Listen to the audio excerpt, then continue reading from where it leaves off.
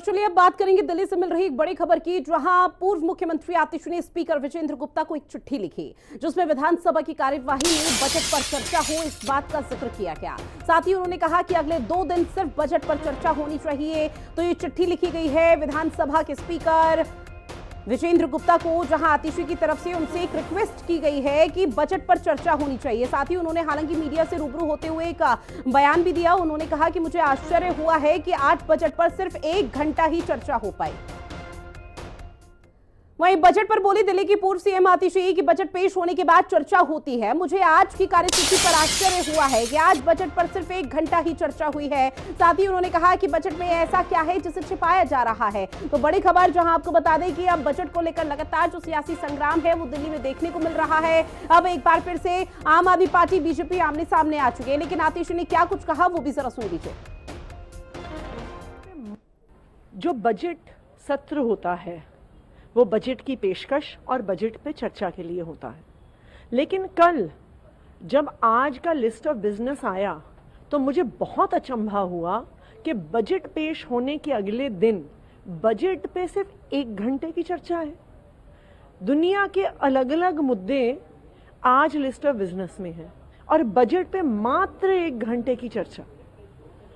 तो मैं ये भारतीय जनता पार्टी से जानना चाहती हूँ, वो छुपा क्या रहे हैं? ऐसा क्या है बजट में कि वो उस पर चर्चा नहीं करना चाहते? सबसे पहले इकोनॉमिक सर्वे पेश नहीं हुआ।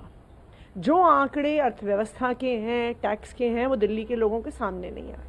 और अब जब बजट पे चर्चा का समय आया है तो बजट पेश होने के बाद सिर्फ 1 घंटे पे चर्चा बजट की। इससे तो साफ नजर आ रहा है कि दाल में कुछ काला है। मैंने विजेंद्र गुप्ता जी को चिट्ठी लिखी है, अध्यक्ष जी को चिट्ठी लिखी है और उनसे आग्रह किया है कि कम से कम 2 दिन पूरे बजट पे चर्चा होनी चाहिए। और मेरी सहयोगी कंचन हमारे साथ लाइव बनी हुई है। कंचन, चूंकि देखिए जब से दिल्ली का बजट पास हुआ है उसके बाद से लगातार जो सियासत है वो हो रही है। आम आदमी पार्टी और बीजेपी एक बार फिर से नए मुद्दे के साथ सामने आ चुकी है। अब आतिशी की तरफ से ये रिक्वेस्ट करना, आग्रह करना विजेंद्र गुप्ता को कि विधानसभा की कार्यवाही में बजट पर चर्चा होनी चाहिए। साथ ही उन्होंने आज की कार्यसूची को लेकर भी आश्चर्य दर्ज कराया है और जताते हुए कहा कि आखिर क्या छिपाने की कोशिश की जा रही है। तो क्या मानकर चला जाए कि बजट को लेकर आगे आने वाले समय में क्या विस्तार पूर्वक चर्चा देखने को मिल पाएगी सदन में?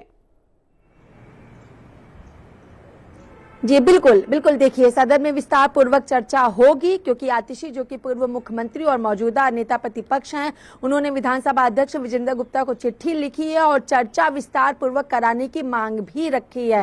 हालांकि बजट जब 1 लाख करोड़ रुपए का पेश किया वित्त मंत्री और मुख्यमंत्री रेखा गुप्ता की तरफ से, तो बजट की जो राशि है वो तो बढ़ाई गई है, 33% राशि में बढ़ोतरी हुई है। लेकिन जिन जिन क्षेत्रों को, जिन जिन विभागों को बजट बेहतर दिया जा रहा था, उन विभागों के बजट की राशि को कम किया गया है।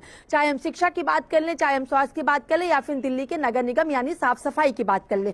जब बजट उनका कम किया गया तो जाहिर सी बात है कि विपक्ष हमलावर होगा, लेकिन सत्ताधारी सरकार इस बजट को बेहतरीन और बेहद शानदार बजट बता रही है। अब जब आतिशी ने इस बात को लेकर के चिट्ठी लिखी है, क्योंकि हमेशा से 1955 से लेकर के, जी 1955 का जिक्र खुद आतिशी ने भी अभी थोड़ी देर पहले मीडिया को बाइट देते समय किया था कि 1955 के बाद चाहे केंद्र का बजट पेश हो या फिर किसी भी राज्य सरकार का बजट पेश हो, बजट पेश होने से पहले आर्थिक सर्वेक्षण पेश करना बेहद जरूरी होता है कि हमारे पास ये चीजें हैं, हम इतना इतना बजट दे रहे हैं, जिसके बाद आने वाले समय में वो बजट से उस विभाग का, उस मंत्रालय का काम बेहतर तरीके से किया जाएगा। आर्थिक बजट पेश न करना, विपक्ष को मौका मिल गया सत्ताधारी सरकार पर हमला करने का। दूसरी बात कि बजट के लिए समय न देना और एलओपी की तरफ से चिट्ठी लिख करके निवेदन करना कि बजट के लिए उचित समय दिया जाए, सदन के अंदर चर्चा की जाए। तो अब देखना होगा कि आने वाले समय में, यानी अब तक जो अनुमान लगाया जा रहा था कि ये बजट सत्र इसी हफ्ते खत्म हो जाएगा, तो ये बजट सत्र अगले हफ्ते भी चलेगा और विस्तार पूर्वक बजट को लेकर के चर्चा भी की जाएगी। बिल्कुल, अब देखिए किस तरह का कदम यहाँ पर खुद विजेंद्र गुप्ता की तरफ से चिट्ठी के बाद उठाया जाता है, वो देखना बेहद दिलचस्प भी रहने वाला है कंचन। लेकिन इस बीच क्या ये मानकर चला जाए कि आम आदमी पार्टी यही शांत नहीं बैठने वाली? सदन के अंदर गहमा गहमी का माहौल रहेगा, लेकिन सदन के बाहर भी इस मुद्दे को भुनाने की कोशिश की जाएगी कि बीजेपी की तरफ से बजट में कुछ छिपाया जा रहा है, इसीलिए वो विपक्ष को मौका नहीं दे रही इस पर विस्तार पूर्वक चर्चा के लिए।